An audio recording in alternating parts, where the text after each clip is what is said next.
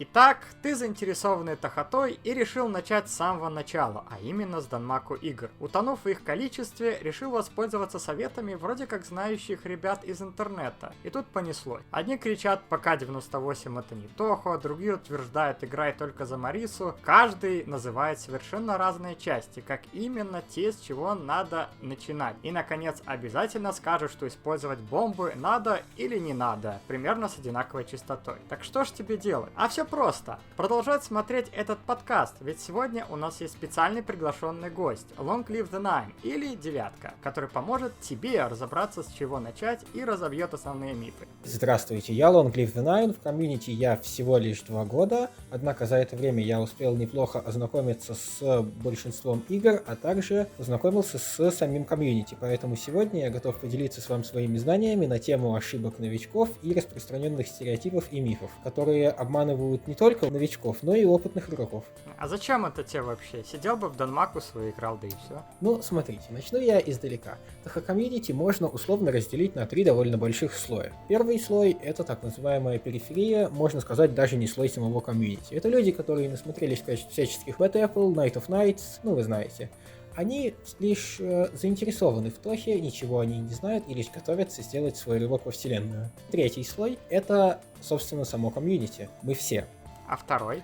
А также есть второй слой, довольно неприятный, я бы сказал. Он целиком состоит из людей, которые уже сделали шаг в Тоху, но очень плохо ее знают или по каким-то причинам не хотят ни играть, ни читать официальную литературу, ни даже запускать игры. Среди таких людей очень часто распространяются всяческие слухи и стереотипы, и ведь люди в них верят. И частенько люди, вырвавшиеся из этого слоя, так как в этом слое может оказаться каждый, но некоторые после этого попадают в третий, а некоторые остаются там навсегда, начинают играть в игры, и из-за того, что они все еще верят в эти стереотипы, они в них страдают. Мне это очень не нравится, смотреть на то, как люди страдают, поэтому я всегда хочу им объяснять. Однако же исправлять всех людей по одному и растолковывать каждому скучно, долго и муторно, поэтому я бы хотел взять и что-то сделать с самими стереотипами.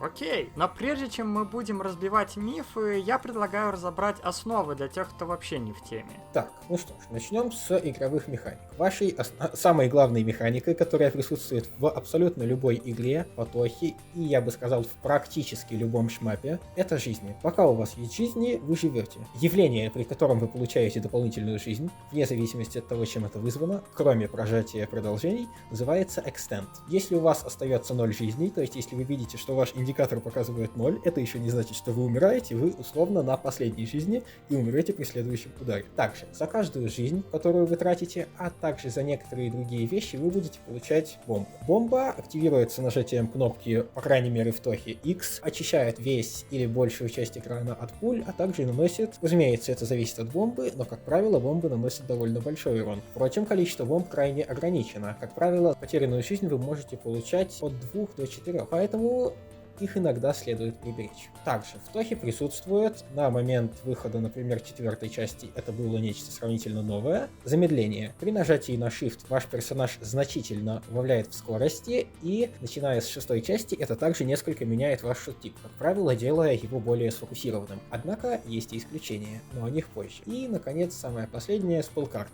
Так как изначальные бои с 1-й по 5-ю часть иногда вызывали разрушение, раны и даже смерти, хотя в серьезности последних убедиться сложно, так как Зун очень любил писать свои сценарии с шутейками, поэтому нельзя было сказать наверняка, умер персонаж или это очередная шутка. Однако были приняты правила спеллкарт, которые запрещают убивать или тяжело ранить своего оппонента, а также вынуждают использовать так называемые спеллкарты. Это довольно красивые узоры, которые вы, собственно, и можете наблюдать в играх. Впрочем, объяснение в самой вселенной, почему были созданы спеллкарты, немножечко другое. Созданы они были после вампирского инцидента, который произошел за несколько лет до событий 6-й части. А вот такое страшное слово, которое ты сказал, шот-типы, вот они там изменяются, когда Shift нажимаешь. Это что вообще? Ну, shot-тип, shot-type, type-shot — это при буквальном переводе с английского разновидность выстрела. Проще говоря, это то, каким образом выглядят те пульки, которыми вы стреляете. Зависеть они могут от персонажа, и да, бывают shot-типы, которые зависят уже внутри самого персонажа. То есть, например, есть Рейму А и Рейму Б. Если в игре нет никаких дополнительных shot-типов для персонажа, то они, как правило, обозначаются просто там Рейму, Мариса, Мима, Юка, Йому и другие.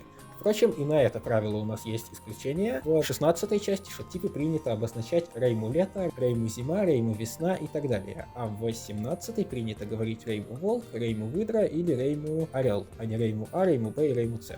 Вот что прохождением считаете? То есть что мне надо сделать, чтобы комьюнити сказала «молодец, прошел игру»? Просто хоть как пройти или... Начнем с того, что прохождением можно считать вообще абсолютно любой ран, который побеждает финального босса или того босса, который становится финальным на данной сложности или после использования продолжения. Однако, для того, чтобы комьюнити сказала вам, что вы молодец, вам нужно сделать 1 ЦЦ или One Credit Clear, что от аркадных шмапов означает, что вам нужно пройти игру, не вставляя дополнительных монет. В аркадных шмапах, когда у вас заканчивались все жизни, вы могли вставить дополнительную монетку, чтобы продолжить с того же места, где вы лишились всех жизней, но уже с восполненным запасом жизней и бомб, чтобы продолжить дальше. Разумеется, чтобы прохождение засчиталось, вам нужно пройти без использования этой механики. То есть, как только игра вам предлагает продолжить, для 1 ЦЦ рана вам необходимо нажать рестарт.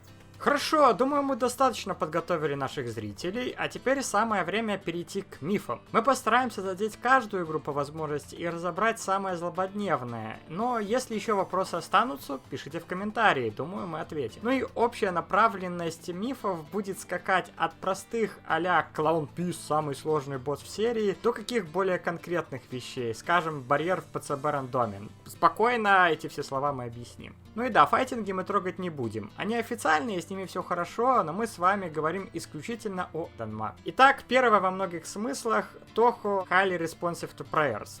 Безумно сложная игра. Итак, ну что, с этим утверждением можно частично согласиться, потому что если вы впервые в нее зайдете, она покажется вам безумно сложной. Однако все эти сложности ломаются об одну очень простую механику. Чем больше карточек ваш шар ломает, прежде чем он касается земли, тем больше очков вы будете получать за каждую карту. Но при этом, если вы используете бомбу, которые в этой игре, к слову сказать, нажимаются либо дважды подряд прожать Z плюс X, либо нажать Z влево-вправо, то все карты, уничтоженные бомбой, будут засчитаны, как будто бы их уничтожил шарик, что приводит к получению огромного количества очков, вследствие этого к получению жизней, которые вы потом сможете обменять на бомбы, а с помощью этих бомб вы можете получить еще больше жизней. По сути, является бесконечной машиной по производству жизней. А на боссах, до которых вы, как правило, будете доходить с максимальным количеством жизней, все еще проще. Сначала вы хоть как-то пытаетесь оперировать своим шариком, пока либо босс не умрет, как в случае с двумя первыми, либо у вас не закончатся жизни, и у вас не останется 0. После этого момента боссы начинают получать урон от ваших бомб. Вам нужно начинать с дикой скоростью их прожимать. От одной бомбы босс может получить от 1 до 3 единиц урона в зависимости от действий шарика. Поэтому первую Touhou нельзя назвать сильно сложной. Ее может пройти даже человек, не знакомый с Touhou, всего лишь часов за 10-15. При условии, что он, конечно же, знает это простое правило. Интересно. Но перейдем с тобой на более общее. Изи-моду. Вообще на нем играть нельзя. Ну, говорить, что вообще на нем играть нельзя, простите за тавтологию, потому что, кто же вам может запретить запускать изи-мода? Если бы это было настолько плохо, Зун бы просто его не добавлял. Но, на самом деле, играть на изи-мода можно, и я бы вам порекомендовал первые ваши несколько попыток на нем действительно сделать, потому что вам нужно привыкнуть к игре, привыкнуть к тому, каким образом работает шот-тип, и вообще привыкнуть к общим механикам. После этого лучше перейти на нормал и особенно изи-мода не увлекаться, поскольку оно может затянуть. А вы не очень хотите остаться на изи, потому что во многих играх эта сложность прям вообще легкая, до такой степени, что вам может стать скучно. И продолжая тему сложности, скачок сложности от нормала харду такой же, как и от харда к лунатику, не правда ли? На самом деле это не так. В абсолютном большинстве игр все, что сделает хард, это добавит несколько спул-карт, возможно, поменяет некоторые из уже имеющихся на совершенно другие, которые иногда могут даже оказаться проще, чем их вариант на нормале. И в целом на этом все. Из-за чего, пройдя нормал, вы, скорее всего, сможете без особенных проблем пройти хард. Единственным, пожалуй, исключением станут UFO и Mystic Square, потому что там разница между нормалом и хардом все-таки довольно большая. В UFO разница между хардом и лунатиком примерно настолько же большая, поэтому он станет исключением и для второго правила. Но, как правило, в играх довольно большой скачок от харда к лунатику, и это можно заметить от первого стейджа и до последнего босса, потому что большинство атак вам начнут казаться невозможными, что, впрочем, не так, потому что как только вы пройдете хотя бы один лунатик, вы поймете, что они все в целом не такие уж и страшные, но скачок от харда к лунатику, как правило, очень и очень существенный. Ну ладно, вернемся к номерным частям. Вторая часть, или Story of Eastern Wonderland. Безумно сложная на лунатике.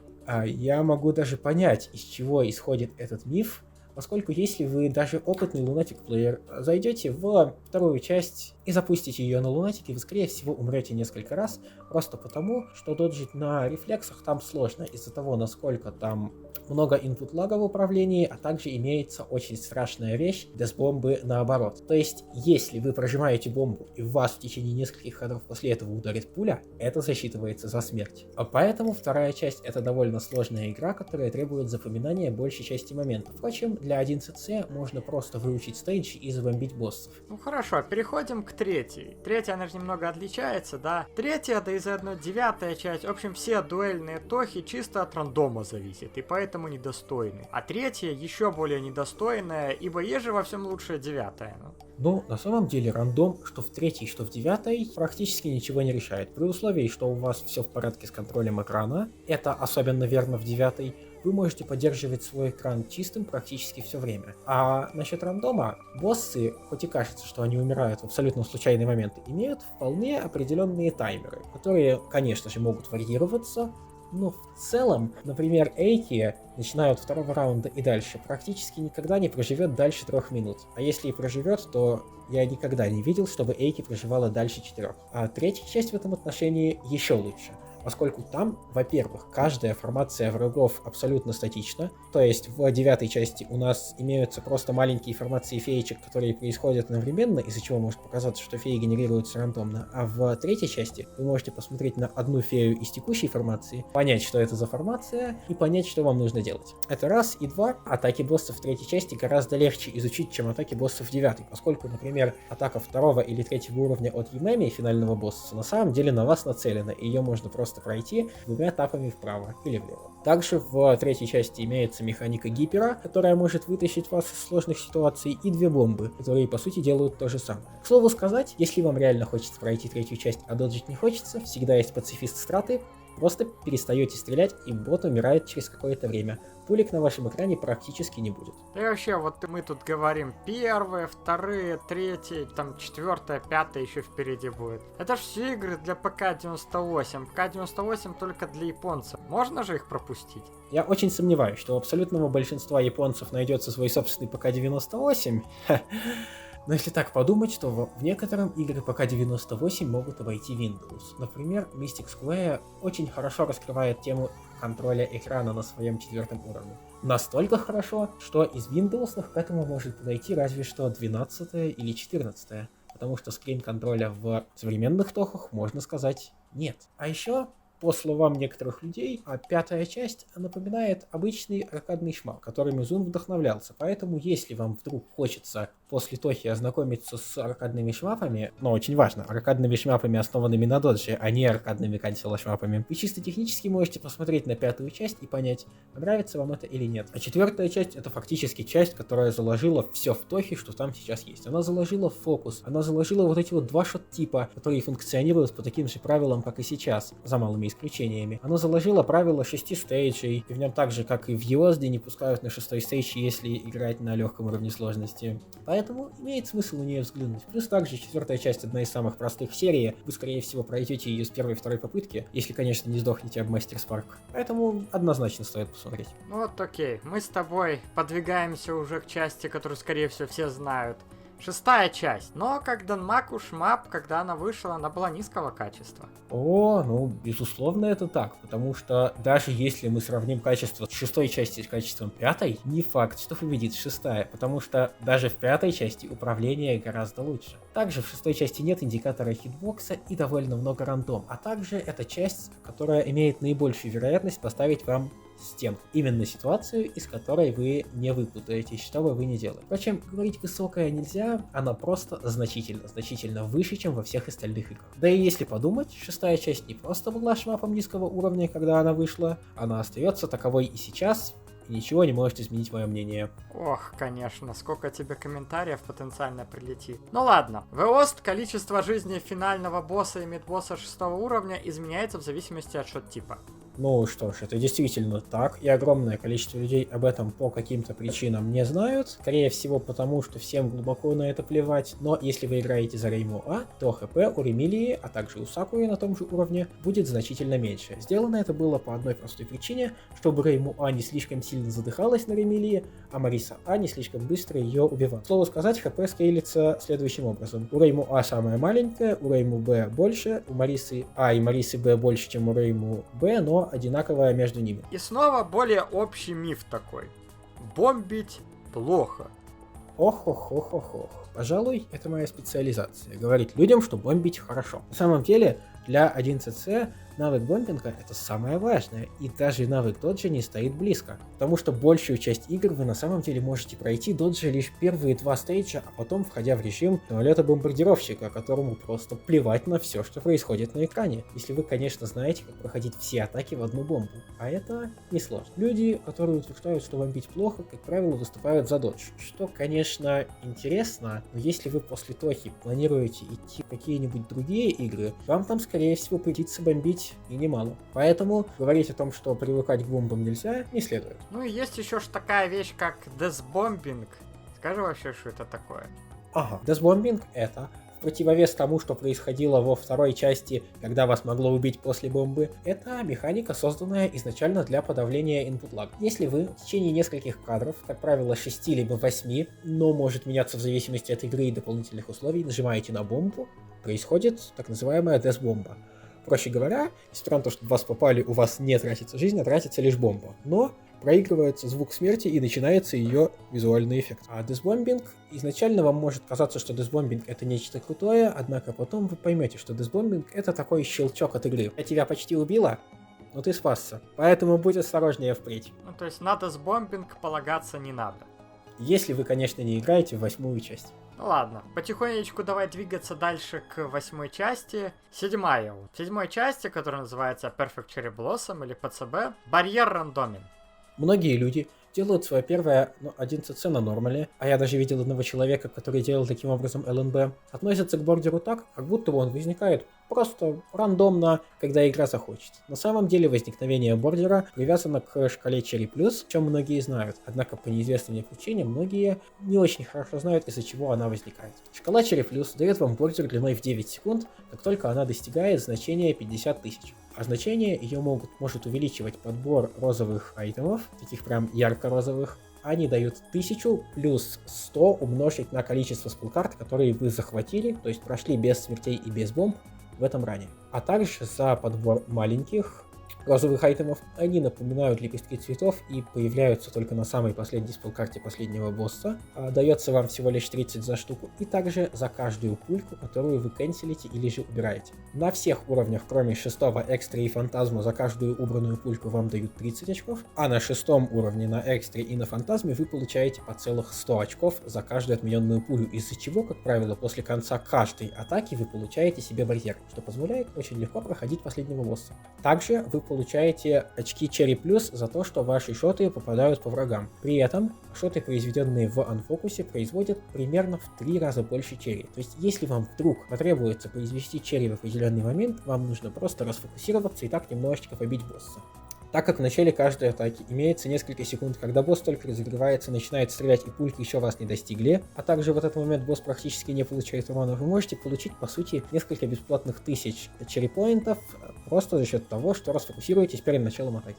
В ПЦБ самая простая экстра из всей серии, а фантазм еще проще экстры. Ну что ж, говорить самая простая экстра в серии, конечно же, можно, и я уверен, что до выхода 16-й части это было частично так, хотя экстра 10-й части не намного сложнее, а может быть и проще, но сейчас говорить, что она самая простая, нельзя, потому что имеются экстры, которые можно практически полностью разнести с помощью игровой механики дополнительной, а именно 16-я, 17-я и 18-я. А тот факт, что фантазм проще экстры, ну, на самом деле, я не видел бы еще одного игрока, который, пройдя и фантазм, и экстру, сказал бы, что фантазм намного сложнее ее. Есть те, кто говорят, что фантазм несколько проще экстры, и я в том числе. Есть те, кто говорят, что сложность примерно равна, и я думаю, это ближе к истине. И есть те, кто говорят, что фантазм несколько сложнее.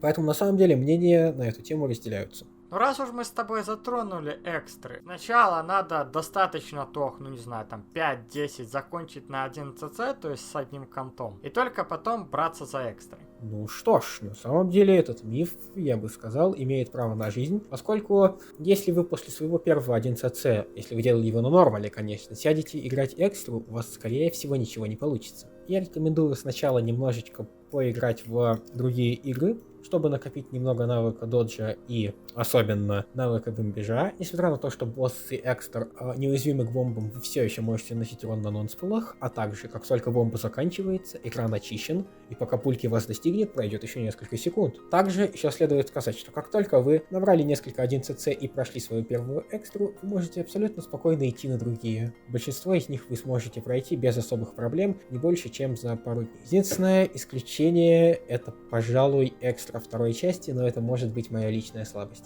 Последний миф по семерке. Сакуя А обходит остальные шот-типы буквально во всем. Ну что ж, если вы делаете первое 1cc и вы совершенно не умеете пользоваться другими шот-типами, почему нет? Хоминг плюс большое количество бомб вас вполне сможет сквозь нее протащить. Но если вы хотите играть дальше, я рекомендую пересесть на Сакую Б. У нее имеются очень сильные бомбы. Если вы поставите ее прямо вплотную к боссу и не будете двигаться, я имею в виду бомбу в фокусе, то в таком случае босс будет получать просто невыносимый урон на протяжении целых 5 секунд, а после этого экран еще и будет полностью очищен. По урону это даже обходит Мастер Спарк, который, к слову сказать, не является самой сильной бомбой в игре, и даже бомба Марисы Б в анфокусе сильнее. У Сакуи Б имеется также довольно сильный шот, который, пусть и не самый сильный в игре, в этом Мариса А все еще ее обходит. А еще этот шот-тип имеет свойство так называемого шланга. Когда вы движетесь в анфокусе, шот-тип будет менять свое направление в зависимости от вашего направления, из-за чего большинство стейджей проходятся просто вставанием в центр экрана и диким дрожанием. Давай перейдем потихонечку к 8 части, можно сказать, по самым популярным пройдемся. Пушка злобы — самый сильный шот-тип. Ну что ж, если вы сверхчеловек, который умеет на кнопку Shift давить 30 раз в секунду, почему нет? На самом деле, сама по себе магическая команда одна из самых слабых, и пушка злобы, при условии, что вы долбите Shift раз 5 в секунду, всего лишь позволяет ей кое-как уравняться с другими шот-типами. Для первого 1cc гораздо лучше подходит барьерная команда или же Рейму и Юкари. Она позволит вам привыкнуть к контрбомбам, а потом научит вас их не использовать. Поскольку 8-я часть очень не любит, когда вы нажимаете контрбомбы. Контрбомбы и дэшбомбы — это одно и то же. Второй командой для 1cc, которую лучше всего взять, если вы пойдете на лунатик, является призрачная команда. Она позволяет очень легко проходить стейджи, что на нормале не является проблемой, потому что стейджи восьмерки на нормале очень и очень простые. Но лунатики они при условии отсутствия раутинга довольно сложны. Плюс также Йому имеет очень сильную бомбу, которая большинство атак способна убить с одного удара, а также их способность, которая дает вам одну бомбу в конце стейджа, если у вас их оказывается меньше 3,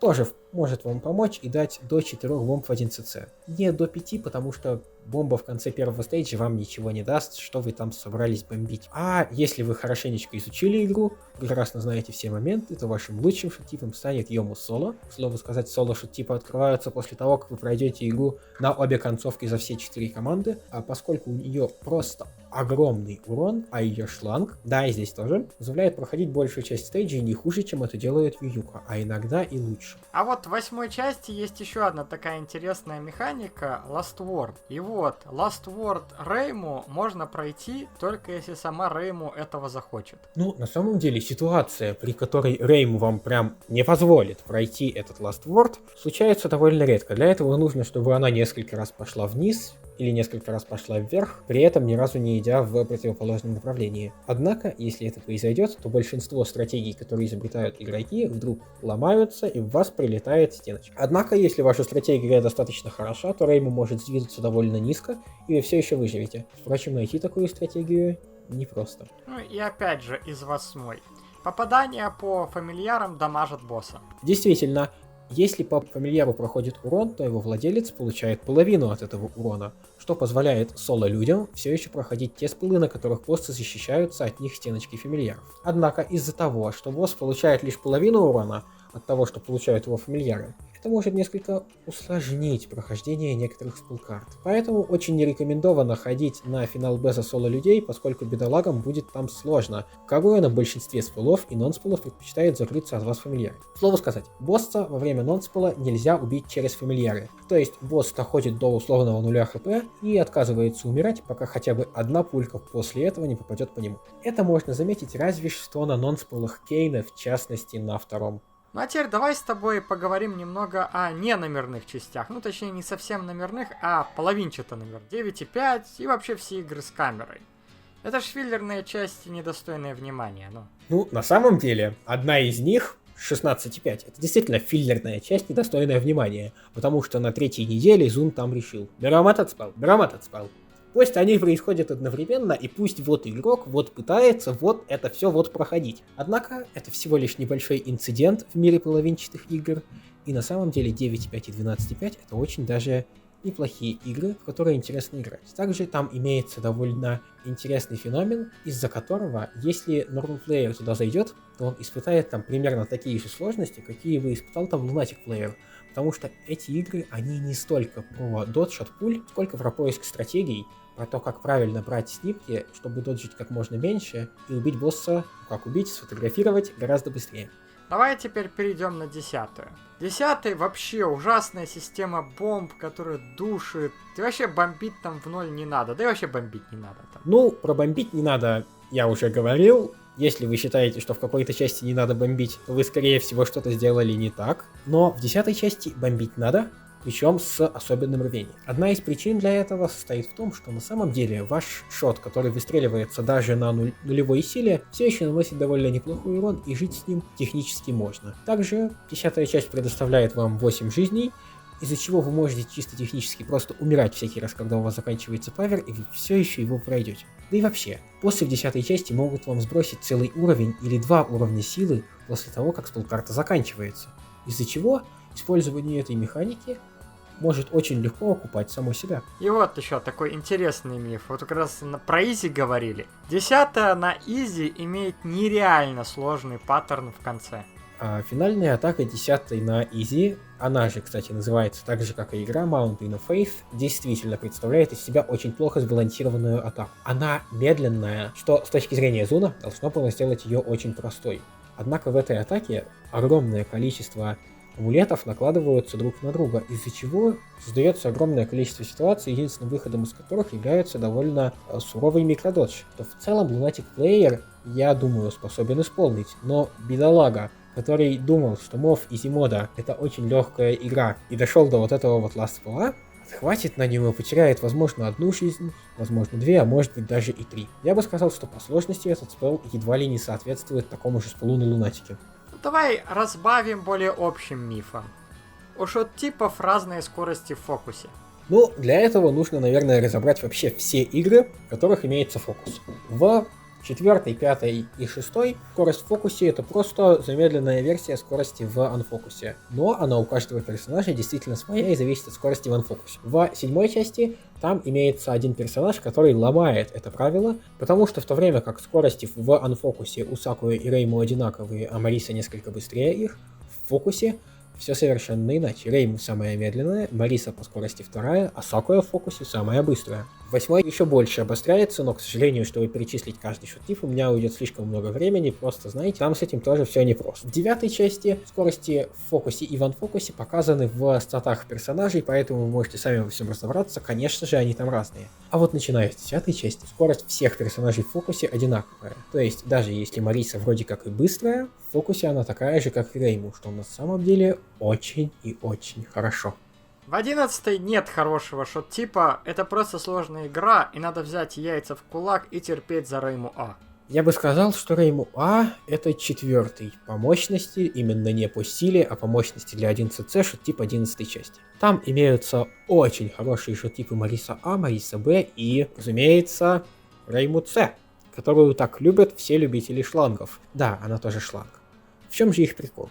Мариса А и Мариса Б очень сильно упрощают стейджи из-за своего увеличенного разброса. Ну и конечно же под увеличенным разбросом у Марисы Б я имею в виду шот-типы воды и дерева, а не все остальные. Также у них имеются свои приколы. Например, если вы за Марису А поставите куклу, то есть бомбу, прямо на лицо боссу, а затем сами постоите под ним же, он получит просто огромный урон. То же самое с Марисой Б, но перед этим рекомендовано переключиться на тип дерева.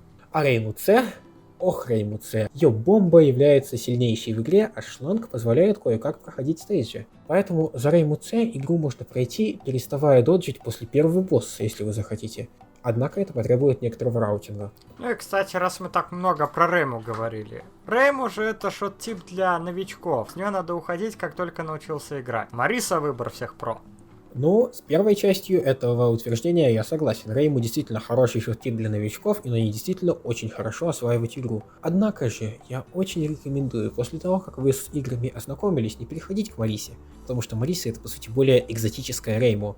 У Рейму тоже есть шот-типы, где она целится прямо вперед. У Марисы просто меньше радиус поражения и больше урон. А я рекомендую вам пытаться изучить третий шот-тип. Если вы, конечно, это все еще не сделали, потому что, как правило, третий и четвертый шот-тип самый сильный. В частности, довольно интересными шот-типами для изучения мне представляется Сакуя Б в 7 части, хотя это, наверное, самый худший шланг в серии. Соло Йому в 8 части, Соло Ремилия, да и вообще Алая команда в 8 части, вся 9 часть за пределами Рейму, Марисы Аи и Медисин, Мариса С в 10 части, те шот-типы, которые я перечислил, кроме Рейму С в 11 и Йому в 13. После 13 части у Зуна, мне кажется, пропало желание делать реально интересные шот-типы для изучения, так что выбирайте кого хотите. 12 уровни убивают похлеще боссов. Ну, с одной стороны, может показаться, что это чистый бред. Но вы посмотрите на этого ужасного тигра на 5 уровне. И на 6 уровень тоже. Там же стейдж вроде сам по себе практически халявный. Однако, при ближайшем рассмотрении для 11C все, что вам нужно сделать, это заучить стейджи и заучить первого босса. Поэтому для 11C все, что вы делаете на боссах, это спамите бомбы. Поэтому, действительно, в 11C стейджи вас будут убивать почаще боссов. 12.8 или Great Fairy Wars, худший из тех, который вообще открывать не стоит, Cancels Be Damned. Ох. Вы знаете, мне кажется, что первый человек, который пришел к этому утверждению, это человек, который поверг человечество во мрак. Great Fairy Wars — это очень интересная игра, это единственный, можно сказать, консилашмап в Тохе, и сделана она довольно неплохо. Хотя, конечно, жалко, что она настолько короткая, всего лишь 3 стейджа, которые в сумме будут длиться минут 15, в то время как нормально эта игра длится 20-40 минут. Однако, во всем остальном, Great Fairy Wars — это очень интересная игра, и в отличие от того, что Zun делает сейчас, ее реально интересно раутить. А консилы шмапы, к слову сказать, это шмапы, в котором вам дана механика, как, например, в Great Fairy Wars, которой вы можете канцелить все или практически все пули, что, казалось бы, должно сделать эту игру проще некуда. Но в таких играх вам требуется очень хорошо знать, что делать с вашей cancel-механикой и отработать ее использование, чтобы победить. Переходим к 13-й. 13-я самая простая игра для 11C. Я бы так не сказал, поскольку в серии я могу выделить, наверное, 7 игр, которые я могу назвать самыми простыми для 1cc и привести для этого доказательства. 13-я одна из них, к слову сказать. А 13-я часть действительно самая простая в плане паттернов.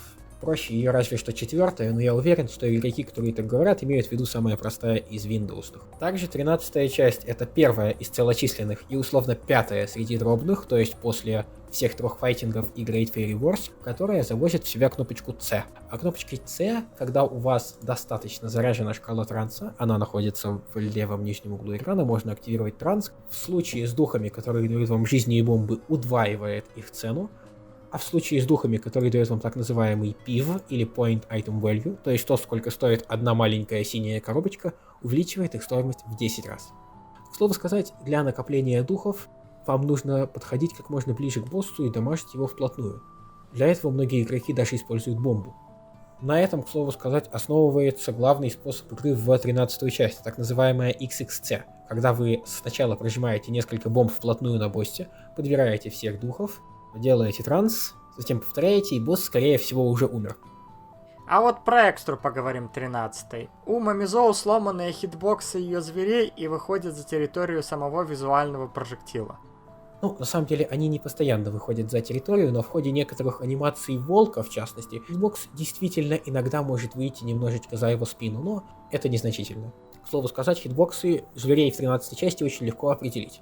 Смотрите, на первой атаке Мамидзо выстреливает шары, которые после этого превращаются в людей. Так вот, хитбокс при этом не меняется. То есть вы можете примерно понять, какого размера и какой формы хитбокс человечка. Также и с другими зверями, которые изначально получаются из круглых пулек. И снова разбавим. Прохождение сломанным шот-типом с пропуском сложных моментов с помощью бомб — это читерство, и за прохождение не считается. Прохождение сломанным шот-типом с пропуском сложных моментов с помощью бомб — это то, как вы играете в шмапы. И никакого читерства в этом нет. К слову сказать, использование сейфспотов из страт, на которых паттерны были очевидно не рассчитаны, это тоже никакое не читерство. Потому что в любом другом шмапе на сейфспоты смотрят с интересом. И большая часть нормальных фанатов Тохи тоже смотрит на сейфспоты с интересом. Это лишь тот слой. Второй слой, который часто смотрит на сейфспоты с пренебрежением. Это мнение, навеянное на них неизвестно кем. И у меня, конечно, есть предположение насчет личности этого человека, но называть я его, понятное дело, не буду. 15. Самое сложное. И главное, если ее прошел с point девайсом, это, читай, не прошел. Real Men играют только на Legacy. Ну, механика point девайса, когда ее только анонсировали, вызвало у наиболее знающих фанатов Тохи ужас. Потому что, понятное дело, это далеко не первый раз, когда в шмапе есть нечто подобное.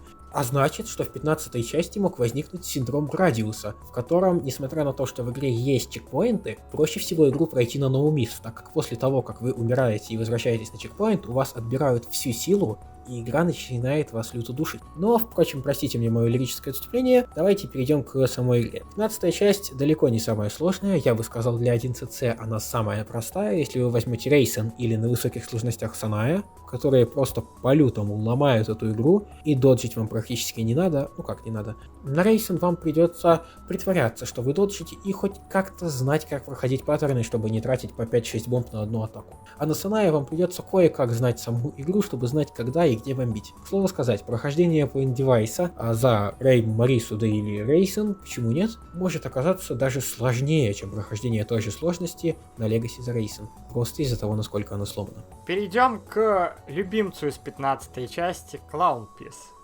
Настолько безумное, что на Лунатике проще, чем на Нормале. Ну что ж, на эту тему имеется одно очень хорошее видео, которое так и называется. Сравнение Clown Piece на Лунатике и на Нормале. Можете прям вбить и посмотреть, только на английском. Но основная разница и причина возникновения этого мифа заключается в том, что у Clown Piece на Лунатике некоторые спылы действительно проще, потому что в них гораздо больше статики. Впрочем, сама Clown Piece на Лунатике не факт, что проще, чем на Нормале, поскольку у нее имеются нонспылы, которые на Лунатике чрезвычайно ускоряются, и это очень сильно затрудняет их чтение. Поэтому я бы сказал, что сложность Clown Piece на Нормале примерно соответствует ее сложности на Лунатике, что само по себе является уже чем-то странным. С каких это пор у нас боссы на Нормале соответствуют Лунатику? Ах да, 11-я, ну.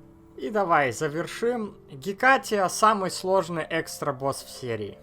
Скажем так. Во-первых, я бы не сказал, что она самый сложный босс в серии, просто потому, что у нас имеется босс экстра второй части, которого я люто ненавижу, и которого я прошел уже после того, как прошел практически все лунатики. Такова примерно сложность этого босса. Но если разбирать из Windows, то Гекатия в плане паттернов действительно самый дикий и самый сложный экстра босс.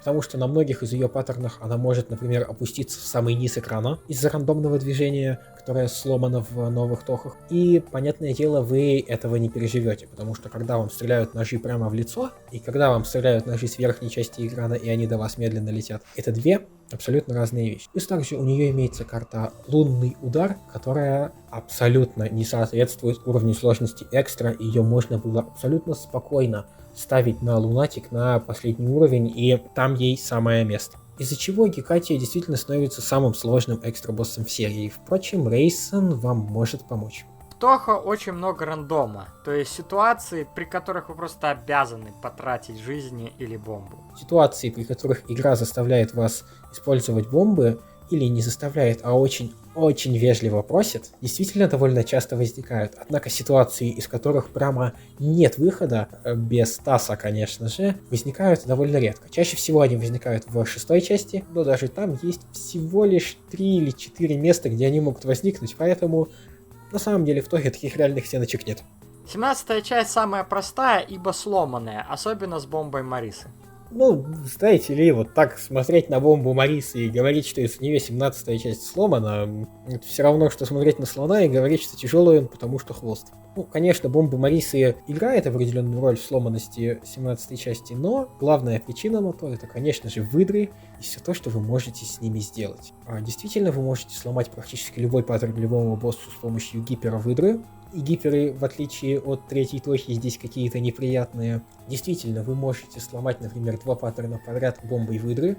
Действительно, бомбы выдры могут длиться секунд по 10, что для тохошмапов очень и очень много. Да что там для тохошмапов? Я никогда не видел, чтобы бомба длилась больше 10 секунд. Поэтому, да, действительно. А 17-я часть жутко сломанная, но говорить, что она самая простая, я бы не стал, потому что она может убить игрока, который с ней не знаком. К 18-й перейдем, как раз таки последняя. 18-я настолько рандомная, что скоринг нормальный в ней просто невозможен. Имеется в виду рандомная в плане своих карт. Ну, скажем так. Скоринг в 18 части нормальный невозможен не только из-за рандома, но и из-за того, насколько там скучный скоринг. Сакура просто использует бомбу, бьет молоточком, получает с этого кучу монеток, монетки дают много скора, и на этом, по сути, весь скоринг. Это настолько страшно, что Counter-Stop, то есть, проще говоря, скор в 10 миллиардов, после которого игра просто перестает считать ваш скор, был достигнут на 2-м дне. Что неслыханно для Тохи, потому что Counter-Stop, например, 17-й части, единственный, который существовал до выхода 18-й, был результатом хотя бы некоторой работы комьюнити по выявлению страт. Однако же, когда игру Counter-Stopят на 2-й день, с ней явно что-то нечисто. Но, конечно же, РНК магазина действительно еще больше портит этот скоринг, поскольку вам бы желательно иметь определенные карты в определенные моменты. Но игра не просто может сказать «нет, я не дам тебе эту карту». Она, скорее всего, так и скажет. Поэтому игроки научились использовать определенные скор-файлы, основанные на определенном баге в игре. Если вы купили карту и после этого нажали Escape плюс R, вместо того, чтобы просто выйти в главное меню, то в этом случае вы потом не сможете купить эту карту ни из какого магазина. Из-за чего вы чисто технически можете взять и подкрутить себе определенные карты, но когда скоринг требует подготовки длительностью в 1,5 часа, чтобы выбить определенные карты, это не очень хорошо. Впрочем, для сурвайвала РНГ не так сильно важен, поскольку вы, даже если карты пошлют вас к черту, всегда можете купить себе дополнительную жизнь, и так за игру можете закупить целых 5 штук, что очень-очень много, и позволит вам пройти игру в любом случае. Да и вообще скоринг, ты тут говоришь, скоринг. Им же только японцы занимаются. Зачем он нам? Ну, начнем с того, что им, конечно же, занимаются японцы, и японцы его любят гораздо больше, чем американцы.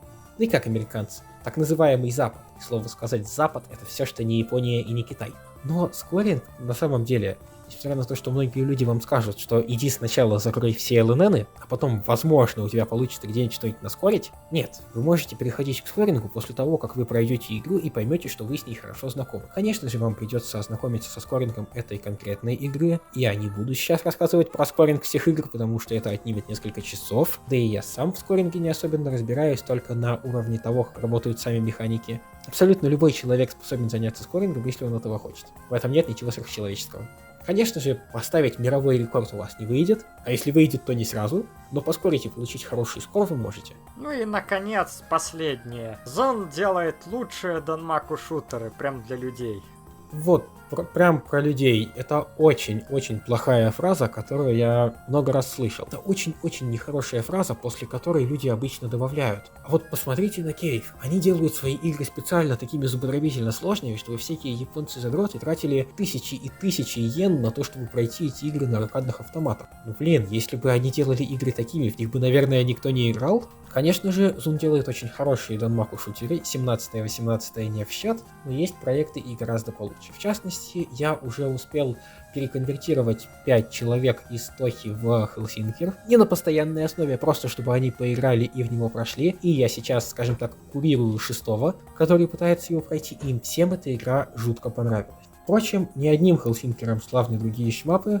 В мире шмапов есть огромное количество других хороших проектов, но я прям хорошо знаком только с ним. Ох, считаю, что хорошо мы с тобой поговорили, но в итоге как-то оставили основной вопрос позади, да? Так с какой же части лучше всего начинать новичкам? Я уже затрагивал этот вопрос и ответил на него, что есть как минимум 7 игр, и давайте мы сейчас по ним пройдемся. У каждой из них есть свои причины. Первая из таких — это, разумеется, первая Тоха. Отчасти вы можете выбрать ее просто потому, что она первая в серии. Но первая тоха имеет очень интересные свойства. Она может научить вас правильно смотреть на другие тохи и правильно относиться к бомбам, да и не только на другие тохи, на шмапы в целом, несмотря на то, что эта игра шмапом не является. А пройти ее можно за 10-15 часов, даже если вы не знакомы с другими тохами, навыки из других тох вам практически не пригодятся. Поэтому вы можете начать с нее, и ничего вы с этого не потеряете. Правда, еще для этого вам предстоит немножечко напрячься с эмуляторами, но вы всегда можете поставить Annex, который практически не требуется настраивать, и потерпеть небольшой input lag. Следующая рекомендованная часть — это, пожалуй, 4-я. Она одна из самых простых, если не самая простая в плане паттернов. У нее очень простые для изучения шот-типы, а еще она дает вам 10 жизней и 11 бомб поверх этих самых 10 жизней. Поэтому ресурсов на прохождение вам должно хватить, даже если вы умираете с бомбами. К слову сказать, умирать с бомбами плохо. Не делайте этого. Следующей тохой, с которой часто рекомендуют начать, является 6-я. Я не рекомендую начинать с 6-й, но если вы хотите посмотреть на фактически основу для всех тох Air Windows и вообще посмотреть, что из себя представляет тоха без механик, вы можете зайти в 6-ю. Она довольно рандомная, даже не в плане того, что она может рандомно вас убить, в плане того, что там паттерны основаны на рандоме. Она довольно неприятна для игры из-за того, что управление там довольно дерганое, и отсутствие индикатора хитбокса может вам испортить несколько первых ранов, пока вы как следует его не прочувствуете. После того, как вы пройдете хотя бы 2-3 других тохи, вам отсутствие индикатора хитбокса в 6-й части вообще ничего не сделает. Поэтому, может, лучше оставите ее на потом. Следующая часть, которую рекомендуют начинать, это 7-я. И на самом деле в этом есть логика. Паттерны 7-й не такие сложные, а также 7-я это по сути доработанная тоха, в отличие от 6-й. Там есть индикатор хитбокса, там есть интересные шот-типы, там есть Сакуя А, с которой при желании очень легко пройти игру, и есть бургеры, в которых вам для первого Normal 1cc даже не обязательно разбираться, но учтите, они вам помогут и так. Следующая тоха — это 8-я. Это самый простой старт, с нее начинал и я в том числе. В нее очень приятно играть. Она может отвести вам до 50 кадров на десбомбу. Правда, для этого требуется выполнить некоторые другие условия. А 50 кадров — это почти 1 секунда. Поэтому десбомбу успеют нажать абсолютно все, даже те, кто с серией не знакомы. В ней очень простые паттерны, интересные шот-типы. И третий критерий на самом деле субъективен, но мне кажется, в 8-й части один из самых лучших остов. С чем, впрочем, вы можете не согласиться, и я не буду ничего иметь против, на вкус и цвет товарищей.